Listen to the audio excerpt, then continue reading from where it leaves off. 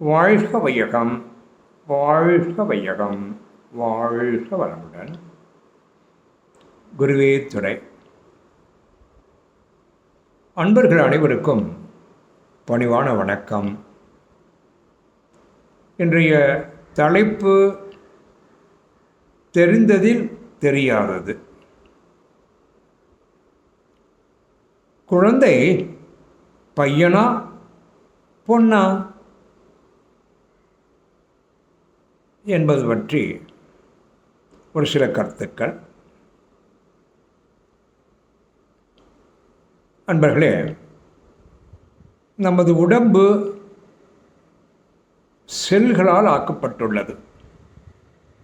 செல்கள், அணுக்கள், அணுக்களின் கூட்டு இந்த உடம்பு. இந்த உடம்பிலே நீங்கள் எந்த பகுதியை எடுத்துக்கொண்டு பார்த்தாலும், எந்த ஒரு செல்லை எடுத்துக்கொண்டு பார்த்தாலும், அந்த செல்லிலே ஒரு 23 ஜோடி குரோமோசோம்ஸ் இருக்கும். அண்டர்ஸ்டாண்ட்? அப்படி என்றால் எத்தனை இருக்கும்? 46 குரோமோசோம்ஸ் இருக்கும் உடம்பில் எந்த இடத்தில் எடுத்துக்கொண்டாலும். உதாரணத்திற்கு கண், ஒரு செல்லை எடுத்து பார்த்தால் 46 குரோமோசோம்ஸ் இருக்கும். ஓகே. இருதயம், அங்கேயும் 46. தொடை, அந்த பகுதியில் ஒரு செல்லை எடுத்து பார்த்தால் 46 குரோமோசோம்ஸ். உடம்பில் எந்த இடத்தில் எடுத்து பார்த்தாலும் ஒரே ஒரு விதிவிலக்கு, ஒரு இடத்தில் மட்டும் 23 ஜோடி இருக்காது. அதாவது 46 குரோமோசோம்ஸ் இருக்காது, 23 மட்டும்தான் இருக்கும். 23 குரோமோசோம்ஸ். அண்டர்ஸ்டாண்ட்? இது புரிஞ்சது? அப்படி என்றால் அந்த செல் எது? சொல்லிடுறேன். ஒரு ஆணின் உயிர் அணுவை ஒரு செல்லை எடுத்து பார்த்தால், அணுக்கள் சொல்கிறோம் இல்லையா, உயிரணுக்கள் சொல்கிறோம் இல்லையா, ஸ்போம்னு சொல்கிறோம் இல்லையா, ஸ்பெர்மேட்டோசோவான்னு சொல்கிறோம் இல்லையா, ஒரு செல்லை எடுத்து பார்த்தால் அதில் இருக்கக்கூடிய குரோமோசோம்ஸ் 23. அண்டர்ஸ்டாண்ட்? அதே மாதிரி ஒரு பெண்ணினுடைய கருமுற்றியை எடுத்து அந்த ஒரு செல்லில் எத்தனை இருக்கும்? 23 குரோமோசோம்ஸ் தான் இருக்கும். இது புரிஞ்சதா? உடம்பெல்லாம் 46, ஆனால் உயிரணுக்களில் மட்டும், கருமுட்டையில் மட்டும் 23 தான் இருக்கும். ஓகே. ஒரு தாய் தந்தை, ஒரு ஆணும் பெண்ணும் இணையும் பொழுது அவர்களுக்கு ஒரு குழந்தை பிறக்கிறது என்று சொன்னால், அந்த குழந்தையினுடைய உடம்பில் இருக்கக்கூடிய செல்கள் அனைத்துமே நமக்கு எப்படி இருக்கோ அதே மாதிரி தான். எங்கே பார்த்தாலும் 46. உயிரணுக்களில் 23, கருமுட்டையில் 23. ஸோ இந்த உயிரணுக்களில் இருக்கக்கூடிய 23ம் கருமுட்டையில் இருக்கக்கூடிய 23ம் ஒன்று சேர்வதால் ஒரு குழந்தை பிறக்கிறது. அந்த குழந்தை பிறக்கிறதுக்கு யார் காரணம்ங்க? இந்த ஆணுடைய 23 குரோமோசோம்ஸ், பெண்ணினுடைய 23 குரோமோசோம்ஸ். இது புரிஞ்சதா?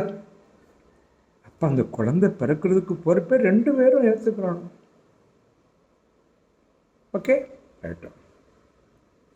இப்போ நீங்கள் கொஞ்சம் உன்னிப்பாக கவனிக்கணும். இந்த 23ன்னு சொன்னோம் இல்லையா ஆணுக்கு, அதில் 23வது குரோமோசோம் செக்ஸ் குரோமோசோம். நல்லா ஞாபகத்துக் கொள்ள வேண்டும். மற்ற குரோமோசோம்ஸ் எல்லாம் வேறு. 23வது குரோமோசோம் மட்டும் செக்ஸ். அதே மாதிரி பெண்ணினுடைய கருமுட்டையிலையும் 23வது chromosome sex chromosome. You understand? Okay, ரைட்டோ. இதுவும் புரிஞ்சிருச்சு உங்களுக்கு. ரைட்டோ. இந்த குரோமோசோம்ஸை வகைப்படுத்தும் பொழுது பெண்ணில் என்ன வகை இருக்கும், ஆணில் என்ன வகை இருக்கும்? நன்றாக ஞாபகம் வைத்துக் கொள்ளுங்கள். பெண்ணினுடைய கருமுட்டியில் இருக்கக்கூடிய வகை எக்ஸ் தான் இருக்கும். என்ன chromosomes? X. Understand? X chromosome. Okay. அப்போ ஆணுடைய உயிரணுக்களில் ஆணுடைய உயிரணுக்கள் கோடான கோடி அணுக்களிலே பாதி உயிரணுக்கள் எக்ஸாகவும் இருக்கும், வையாகவும் இருக்கும். அண்டர்ஸ்டாண்ட்? என்ன இருக்கும்? எக்ஸு வையும் ரெண்டும் கலந்துதான் இருக்கும். ஓகே, இது புரிஞ்சு போச்சு. ஓகே. ஒரு ஆணும் பெண்ணும் உறவு கொள்ளும் பொழுது இந்த கோடான கோடி குரோமோசோம்ஸ்கள் கர்ப்பப்பையுக்குள் உள்ளே போகும் பொழுது அந்த கருமுட்டையை உடைத்து கருமுட்டைக்குள் நுழைவதற்கு ஒரு 100 உயிரணு இருந்தால் போதும். எத்தனை? 100. அந்த 100ல் 1 தான் கருமுட்டையை உடைத்து உள்ளே போகும். You understand?